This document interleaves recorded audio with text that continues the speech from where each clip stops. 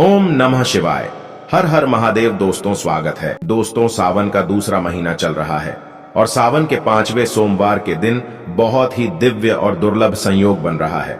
और अगर आप इस दिन इस एक जगह पर एक जोड़ी हरी चूड़ी बांध देते हैं तो मात्र 24 घंटे में आपकी हर मनोकामना पूरी हो जाएगी और आपके घर से हर प्रकार की समस्या खत्म हो जाएगी। दोस्तों सावन का महीना अपने आप में ही दिव्य और चमत्कारी माना जाता है और सावन का हर सोमवार अपने आप में ही एक अलग महत्व रखता है। इस दिन भोलेनाथ से आप जो भी मंगाते हैं उसे भगवान खुशी खुशी पूरा कर देते हैं। इस महीने सुहागिन महिलाएं हरे रंग की चूड़ियां और कपड़े पहनती हैं क्योंकि हरा रंग सुहागिनों के सौभाग्य का प्रतीक होता है। माना जाता है कि इस महीने हरे रंग को धारण कर भगवान शिव की पूजा करने से परिवार का कल्याण होता है। दोस्तों सावन में हरी चूड़ियों का भी अपना एक अलग महत्व है। माना जाता है कि इस रंग की चूड़ियां और कपड़े पहनने से परिवार में खुशहाली बनी रहती है। शास्त्रों में भगवान शिव को योगी भी कहा जाता है। योगी होने से उन्हें प्रकृति की सुंदरता के बीच हरियाली में ध्यान लगाकर बैठना पसंद है। इसी के चलते मान्यता है कि हरा रंग महादेव को बेहद प्रसन्न है। इसके साथ ही इस महीने पूजा करने से भगवान शिव और विष्णु का भी आशीर्वाद मिलता है। दोस्तों आगे बढ़ने से पहले अगर आप भी चाहते हैं महादेव की कृपा आप पर और आपके पूरे परिवार पर रहे तो इस वीडियो को लाइक करके चैनल को सब्सक्राइब करें और कमेंट में हर हर महादेव जय शिव शंभू लिखना ना भूलें। दोस्तों वह वृक्ष कौन से हैं आइए जानते हैं। प्रथम वृक्ष है दोस्तों शमी का वृक्ष। शमी के वृक्ष के बारे में ध्यान से सुनिए। शमी का वृक्ष माता पार्वती एवं भगवान भोलेनाथ जी का मिश्रित रूप कहा जाता है। जो दोस्तों शमी के वृक्ष को उमा महेश्वर भी कहा गया है। पूरे सावन शमी के वृक्ष पर माता पार्वती और भगवान भोलेनाथ जी का वास माना जाता है। सावन के महीने में गोधूली बेला पर और प्रदोष काल में यानी इस समय अर्थात जब न दिन हो और न ही रात्रि हो, संध्या काल का समय हो, तो इस वृक्ष को संध्या काल के समय गोधूली बेला पर या प्रदोष काल के समय इस वृक्ष को छूने से सभी दोष कष्ट परेशानियां समाप्त हो जाती हैं। शमी का वृक्ष जिस घर में लगा होता है उस घर में कल्याण हो जाते हैं। सभी प्रकार के भौतिक सुखों की प्राप्ति होती है। तो दोस्तों सावन की किसी भी सोमवार के दिन शमी वृक्ष पर उमा महेश्वर का ध्यान करते हुए 2 जोड़ी हरी चूड़ी जरूर बांधे। सभी प्रकार के भौतिक सुखों की प्राप्ति होती है। दोस्तों सावन के किसी भी सोमवार के दिन इस वृक्ष पर आप उमा महेश्वर का नाम करते हुए हरी चूड़ी बांधे। दोस्तों हरे रंग का श्रृंगार जो भी मिल जाए उसे जरूर बांधे। कैसी भी आपकी मनोकामना हो एक ही सोमवार में शीघ्र पूर्ण हो जाएगी। दोस्तों आपको भगवान शिव एवं माता पार्वती का ध्यान करते हुए आपको एक जोड़ा हरी चूड़ी या फिर 2 जोड़ा हरी चूड़ी आपको शमी के वृक्ष में जरूर बांध देना है।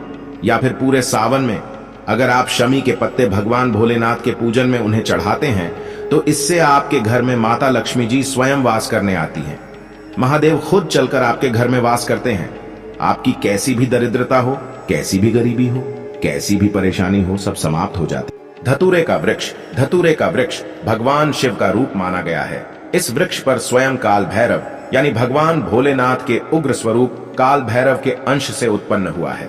ये धतूरा वृक्ष ऐसा माना जाता है दोस्तों शिवलिंग पर धतूरे का पत्ता पुष्प चढ़ाने से राहु केतु के दुष्प्रभाव से बचे रहते हैं। धतूरे के वृक्ष पर सावन के किसी भी सोमवार के दिन अगर 2 जोड़ी हरी चूड़ी बांधते हैं तो शत्रु से छुटकारा मिलता एवं शत्रु का सर्वनाश होता है। धतूरे का वृक्ष आपको अपने आसपास कहीं पर भी मिल जाएगा तो इस वृक्ष पर आपको एक जोड़ी हरी चूड़िया या फिर 2 जोड़ी हरी चूड़िया जरूर बांध कर आनी है। दोस्तों तीसरा वृक्ष है बेलपत्र यानी बेल का वृक्ष। दोस्तों इस वृक्ष पर स्वयं महादेव वास करते हैं और माता पार्वती वास करती हैं। तो सावन के सोमवार की किसी भी दिन, किसी भी सोमवार के दिन, कोई भी सोमवार हो, आप जरूर जाएं और एक थाली में आप हरी चूड़ी ले लें, एक जोड़ी और जितनी भी श्रृंगार की चीजें हैं ये ले ले और आप एक लाल फीता या एक हरे फीते के सहारे लाल चूड़ी को ले जाकर इस वृक्ष पर बांधे। फिर देखिए कैसे चमत्कार होता है। आपकी कैसी भी मनोकामना हो, कैसी भी इच्छा हो, हाथों हाथ पूर्ण करेंगे भगवान भोलेनाथ एवं माता पार्वती। दोस्तों वैसे अगर आप वृक्ष पर नहीं बांध सकते हैं, जैसे कि साधारण लोग नहीं जा सकते हैं, जैसे बहुत सी महिलाएं नहीं जा सकती हैं, तो साधारण रूप से भी ये आप कर सकती हैं। आप क्या करें कि आपके आसपास कहीं पर भी अगर मदार का वृक्ष मिल जाए, मदार का वृक्ष तो आसपास कहीं पर भी मिल जाएगा, तो आप मदार के वृक्ष में भी एक जोड़ा हरी चूड़ी जरूर बांधे क्योंकि इस वृक्ष पर भी स्वयं महादेव वास करते हैं। तो मदार जिसे आंकड़े का वृक्ष भी कहते हैं, इसे आग का वृक्ष भी कहते हैं। तो इस पर भी जाकर आप बांधे विशेष लाभ होता है। और अगर नहीं मिलता तो फिर आप सावन के किसी भी सोमवार के दिन आप केले के वृक्ष में, इसमें स्वयं भगवान विष्णु निवास करते हैं और माता लक्ष्मी जी वास करती हैं, तो आप जरूर जाकर एक जोड़ा हरी चूड़ी बांधे। कैसी भी मनोकामना हो, कैसी भी परेशानी हो, परेशानी तो दूर होगी ही, साथ ही मनोकामना पूर्ण होगी। दोस्तों, सावन सोमवार की व्रत कथा एक समय की बात है। किसी नगर में एक साहूकार रहता था। उसके घर में धन की कोई कमी नहीं थी, लेकिन उसकी कोई संतान नहीं थी। इस कारण वह बहुत दुखी था। पुत्र प्राप्ति के लिए वह प्रत्येक सोमवार व्रत रखता था और पूरी श्रद्धा के साथ शिव मंदिर जाकर भगवान शिव और पार्वती जी की पूजा करता था। उसकी भक्ति देखकर एक दिन मां पार्वती प्रसन्न हो गई और भगवान शिव से उस साहूकार की मनोकामना पूर्ण करने का आग्रह किया। पार्वती जी की इच्छा सुनकर भगवान शिव ने कहा कि हे पार्वती, इस संसार में हर प्राणी को उसके कर्मों का फल मिलता है और जिसके भाग्य में जो हो उसे भोगना ही पर रहता है। लेकिन पार्वती जी ने साहूकार की भक्ति का मान रखने के लिए उसकी मनोकामना पूर्ण करने की इच्छा जताई। माता पार्वती के आग्रह पर शिव जी ने साहूकार को पुत्र प्राप्ति का वरदान तो दिया, लेकिन साथ ही यह भी कहा कि उसके बालक की आयु केवल 12 वर्ष होगी। माता पार्वती और भगवान शिव की बातचीत को साहूकार सुन रहा था। उसे ना तो इस बात की खुशी थी और ना ही दुख। वह पहले की भांति शिव जी की पूजा करता रहा। कुछ समय के बाद साहूकार के घर एक पुत्र का जन्म हुआ। जब वह बालक 11 वर्ष का हुआ तो उसे पढ़ने के लिए काशी भेज दिया गया। साहूकार ने पुत्र के मामा को बुलाकर उसे बहुत सारा धन दिया और कहा कि तुम इस बालक को काशी विद्या प्राप्ति के लिए ले जाओ और मार्ग में यज्ञ कराना। जहां भी यज्ञ कराओ वहां ब्राह्मणों को भोजन कराते और दक्षिणा देते हुए जाना। दोनों मामा भांजे इसी तरह यज्ञ कराते और ब्राह्मणों को दान दक्षिणा देते काशी की ओर चल पड़े। रात में एक नगर पटेढ़ा, जहां नगर के राजा की कन्या का विवाह था। लेकिन जिस राजकुमार से उसका विवाह होने वाला था वह एक आंख से काना था। राजकुमार के पिता ने अपने पुत्र के काना होने की बात को छुपाने के लिए एक चाल सोची। साहूकार के पुत्र को देखकर उसके मन में एक विचार आया। उसने सोचा, क्यों ना इस लायके को दूल्हा बनाकर राजकुमारी से विवाह करा दूं। विवाह के बाद इसको धन देकर विदा कर दूंगा और राजकुमारी को अपने नगर ले जाऊंगा।